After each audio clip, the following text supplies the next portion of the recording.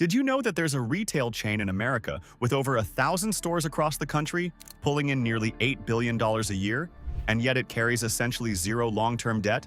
Has never sold a single share to the public? But here's something even crazier. Every store of this chain remains closed each Sunday, walking away from an estimated $250 million in sales every year, on purpose. Wall Street has never owned a piece of it and never will. The family behind it started with a $600 loan and a garage full of picture frames, and today they're worth around $14 billion. This is Hobby Lobby, and their story is a lot wilder and a lot more complicated than you'd imagine. Let's get into it. Chapter 1. The store that refuses to play the game. Let's start with just how strange Hobby Lobby is as a business, because almost everything about it breaks the rules of modern retail. Walk into a Hobby Lobby, and you're standing inside a genuine anomaly. This is one of the largest arts and crafts chains on Earth. Over 1,000 stores, roughly $8 billion a year in sales. And yet it operates on principles that would give a Wall Street analyst a heart attack. It carries basically no long-term debt. It's funded entirely out of its own pocket, never borrowing to grow. It has never been publicly traded, so there's no stock you can buy, no ticker symbol, no outside shareholders anywhere. And most bizarrely of all, every single location is closed on Sundays. The whole chain goes dark one day a week, which by the company's own estimate costs it well over $250 million in lost sales every year. Picture voluntarily setting $250 million on fire, annually, out of principle. And here's the detail that really tells you this company is from another planet. At the checkout counter, they still price a huge amount of merchandise by hand. The cashier manually punches in codes rather than just scanning barcodes for pricing, because the founder believes it forces a real human moment between the worker and the customer. In an era of self-checkout and Amazon, this chain is deliberately, stubbornly analog at the register. So the obvious question is, how does a company survive, thrive, even, while breaking every modern retail commandment? No debt, no Wall Street money, closed on the busiest shopping day, pricing by hand? The answer traces all the way back to a dirt-poor preacher's kid in Oklahoma who picked cotton to help his family eat. Chapter 2. The $600 loan that started it all. The man behind all of this is named David Green, and he did not come from money, not even close. David grew up in Oklahoma, the son of an evangelical preacher, in a household defined by genuine financial hardship. We're talking about a family that survived on a tiny income, leaned on church donations and did manual labor, including picking cotton in the fields, just to get by. That upbringing burned two things into David Green permanently: a bone-deep work ethic and a religious conviction about giving and stewardship that would later shape every major decision he ever made. He wasn't a scholar. He skipped the traditional academic path entirely and went straight into the world of retail, working his way up through a regional five-and-dime chain until he was managing stores. That's where he learned the actual mechanics of retail from the ground floor.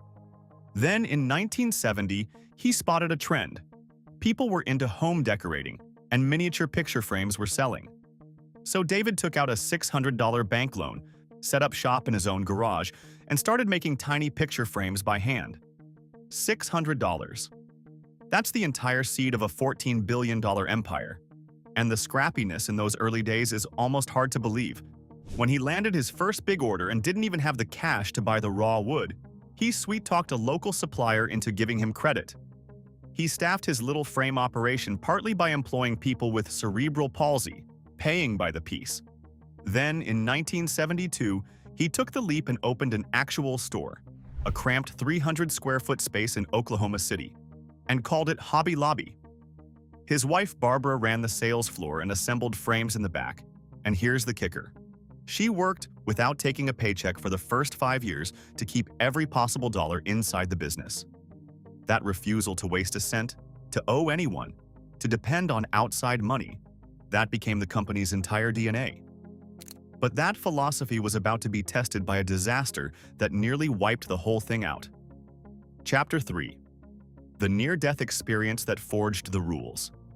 Every empire has a moment where it almost dies, and for Hobby Lobby, that moment came in the early 1980s. And how David Green survived it is the reason the company operates the way it does today. Back then, Oklahoma was riding an oil boom. Money was flowing. And David got ambitious. Maybe too ambitious. Flush with cash, he expanded Hobby Lobby way beyond crafts, stuffing his stores with big-ticket items, large household appliances, high-end cookware, fancy luggage. And for a while, riding the oil money, it worked. Then the energy economy collapsed.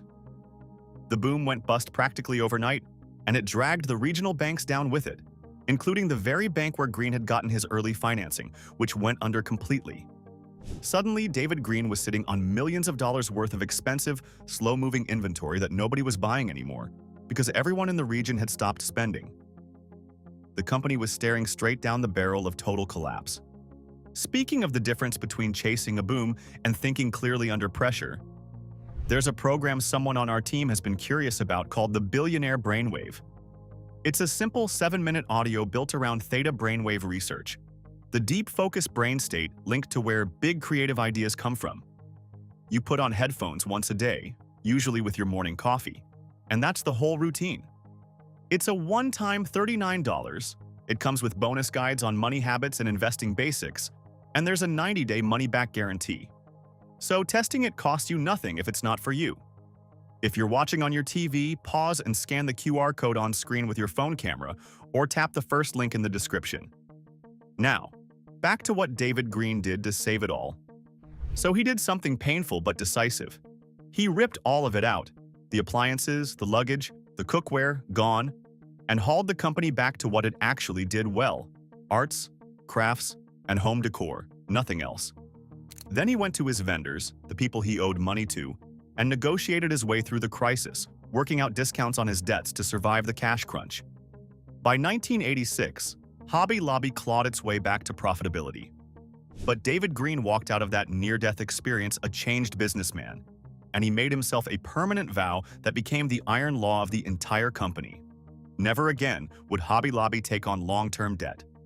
From that point on, every ounce of growth would be funded by the company's own cash, and only its own cash. And that single rule, forged in the wreckage of the 1980s, is the secret to why Wall Street can't touch them. Chapter 4. The Fortress with No Doors for Wall Street. Here's where we get to the heart of the title, because Hobby Lobby's independence isn't an accident or a slogan. It's a deliberately built fortress, and understanding it explains everything. Think about how a normal big retailer grows. It borrows huge sums from banks, or it sells shares to the public on the stock market, or it takes money from private equity firms. And every one of those moves comes with a leash. Take on debt, and the lenders dictate terms. Go public, and suddenly, you've got Wall Street analysts and activist shareholders demanding bigger profits every 3 months, screaming at you to cut costs, breathing down your neck every quarter. Take private equity money, and they'll eventually want to flip the company for a return. This is exactly what happened to Hobby Lobby's biggest competitors. One got loaded up with private equity debt. Another got so buried in leverage it ended up in bankruptcy. Hobby Lobby did the opposite of all of it. No public stock, no private equity, no long-term debt. The Green family owns 100% of it, funds all its own growth, and answers to absolutely no one. And that independence is a genuine superpower because it lets them do things no public company ever could. They can close every Sunday and eat that $250 million loss because there's no shareholder to object. They can price by hand at the register for the sake of a human touch. Efficiency be damned. And they can pay their people well above the industry norm. The company has raised its minimum wage for full-time workers over a dozen times, pushing it past $19 an hour, more than double the federal minimum. A public retailer under Wall Street pressure could never justify that kind of spending on wages. Hobby Lobby can, precisely because nobody outside the family gets a vote. But here's the truly radical part. The move that cements this fortress forever. In 2022, David Green did something almost no billionaire has ever done. He gave the entire company away, on purpose, to make sure no one could ever buy it or take it public. And the way he did it is genuinely fascinating. Chapter 5. The Man Who Gave Away His Own Company. So picture this.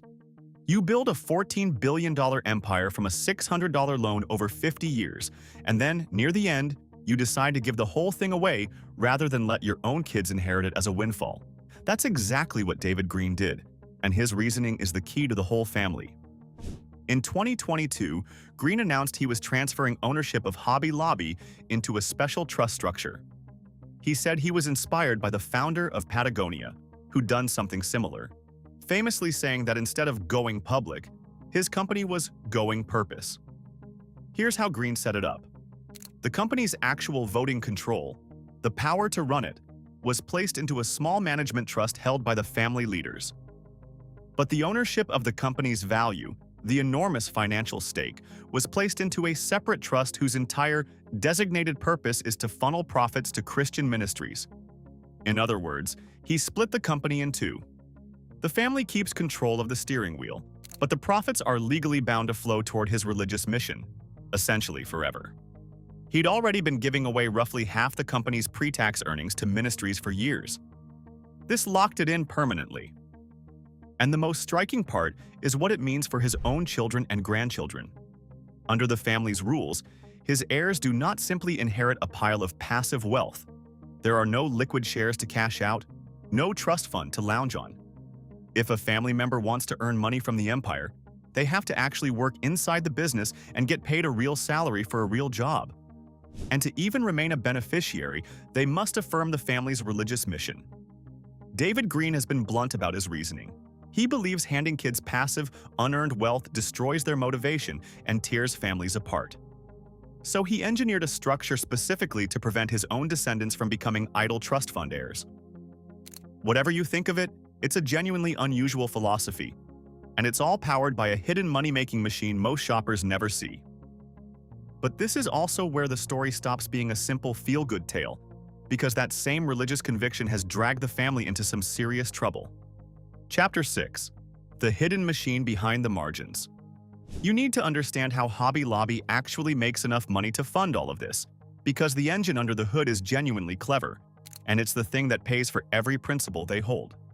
The secret weapon is something called vertical integration, which is a fancy way of saying they own their own supply chain instead of just buying everything from other people.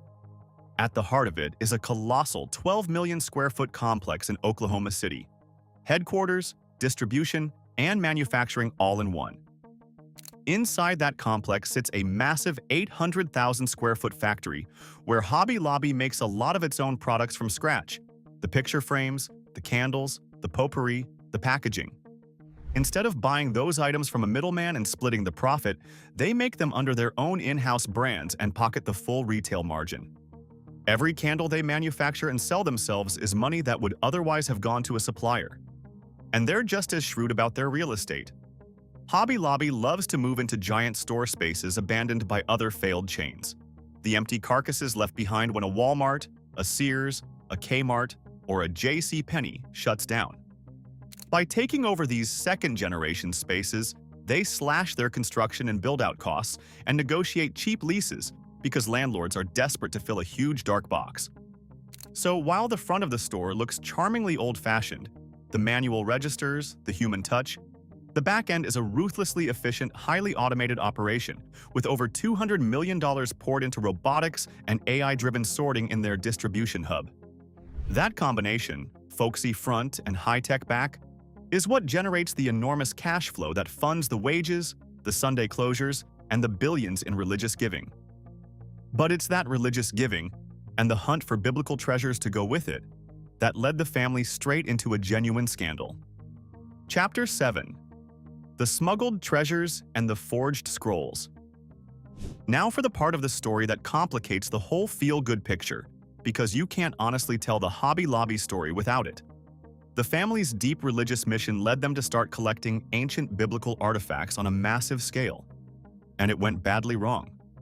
The Green family poured a fortune into building the Museum of the Bible, an $800 million museum in Washington, D.C., to display thousands of ancient manuscripts, scrolls, and relics. The problem was how some of those treasures were acquired. Back in 2010, the company bought thousands of ancient artifacts, cuneiform tablets, and clay pieces originating from Iraq. And according to federal authorities, This was done despite the company's own experts specifically warning them that buying Near Eastern antiquities carried a high risk of getting looted, stolen goods. To get the artifacts into the country, the shipments were reportedly labeled as cheap ceramic tile samples, with false countries of origin listed on the paperwork. When U.S. authorities caught it, the fallout was serious. Hobby Lobby agreed to forfeit the artifacts, return thousands of items to Iraq and Egypt, and pay a $3 million federal fine. And it got worse from there. The museum had to give up a famous ancient tablet, the Gilgamesh Dream Tablet, after it turned out to have been bought with a fake ownership history. Then, in a genuinely stunning revelation, experts examined the museum's prized Dead Sea Scroll fragments and discovered that all 16 of them were modern forgeries, fakes made with old leather and new ink, which had to be pulled from display entirely. And the controversy didn't stop at antiquities. There's an ongoing tax dispute reported in late 2025 where the IRS challenged tens of millions of dollars in tax deductions the family claimed for donating biblical artifacts to their own museum. Now, in fairness, the family has framed all of this as the mistakes of enthusiastic collectors who trusted the wrong dealers, not deliberate criminality, and they've cooperated in returning items. But there's no way around it. The same intense religious drive that makes this family so unusual also led them into a mess of smuggled relics, forgeries, and tax fights. Both things are true at once, and that tension is the real heart of the whole empire. Chapter 8. The Empire Built on Conviction.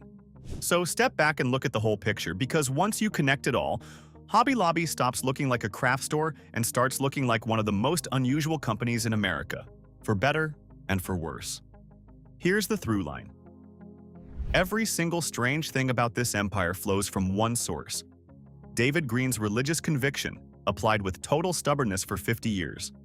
The conviction is why they close on Sundays and torch $250 million in sales. It's why they refuse debt and Wall Street money, so no outsider can ever pressure them to compromise.